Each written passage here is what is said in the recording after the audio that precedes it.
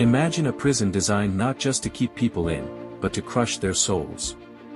Welcome to Alcatraz. Sitting on a jagged rock in the middle of the freezing San Francisco Bay, it was the ultimate symbol of American justice. The government called it uncrackable. They said the cold water was a wall more effective than steel bars. The currents around the island moved at 6 knots, fast enough to sweep a grown man out to the Pacific Ocean in minutes. And beneath the surface, sharks patrolled the dark depths. For 29 years, the most dangerous criminals in history, Al Capone, Machine Gun Kelly, rotted in these cells. The FBI claimed that no one had ever escaped Alcatraz and lived to tell the tale. They were confident. They were arrogant. But on the night of June 11, 1962, 3 men were about to prove them wrong. They didn't just break out of a prison, they broke the legend of Alcatraz forever. To understand this escape, you have to respect the genius behind it. This wasn't a spur-of-the-moment decision, it was a military-grade operation. The leader was Frank Morris. Prisoner number AZ-1441. He wasn't your typical thug. He had an IQ of 133, placing him in the genius category. He was observant, patient, and dangerously smart. He was joined by John and Clarence Anglin, 2 brothers from Georgia who were known for their incredible swimming abilities and survival skills. They had a history of escaping prisons, which is exactly why they were sent to Alcatraz. But Alcatraz made a fatal mistake. It put these 3 men in adjacent cells, Beat 138, Beat 140, and Beat 142. Working with a 4th inmate, Alan West, they began to notice something the guards missed. The humidity and salt air were slowly eating away at the prison's concrete. The walls were getting soft. And for Frank Morris, that was the only invitation he needed. The plan was simple, but the execution was a nightmare. They needed to dig through 6 inches of concrete to reach the utility corridor behind their cells. But they had no hammers, no drills, and no chisels. So, they became inventors. They stole metal spoons from the mess hall and filed them down into sharp picks.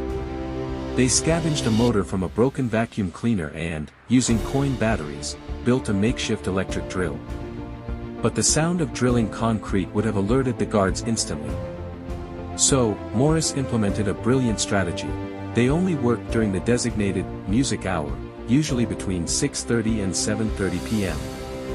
As inmates strummed guitars and played accordions, the noise masked the sound of scratching and digging.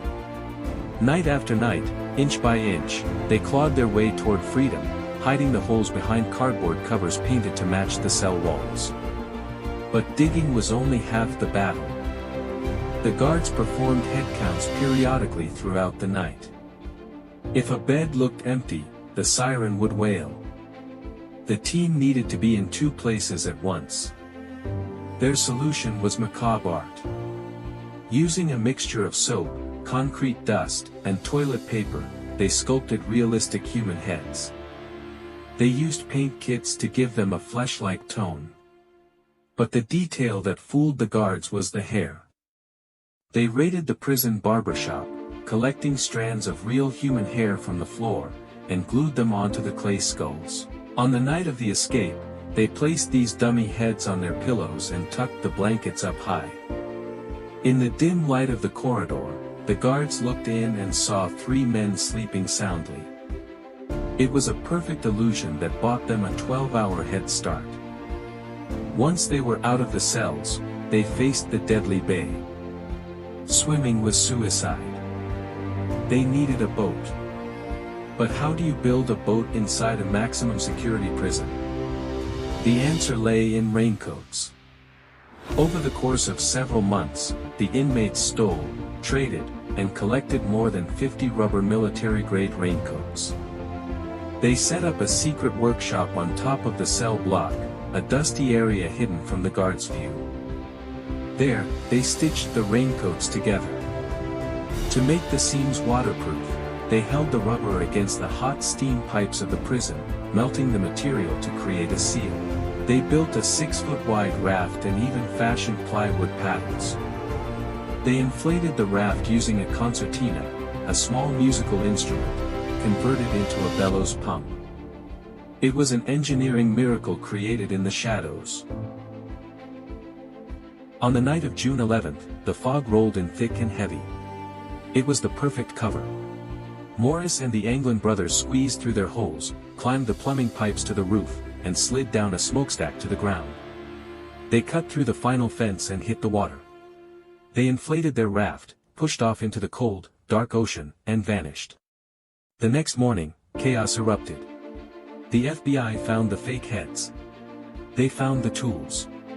But the men were gone. For decades, the official story was that they drowned. But in 2013, a letter arrived at the San Francisco Police Department. It read, "My name is John Anglin. I escaped from Alcatraz in June 1962. I made it." Combined with a photo surfacing from Brazil showing two older men resembling the brothers, the world is now asking, did they beat the system?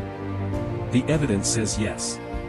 They didn't just escape Alcatraz, they escaped history.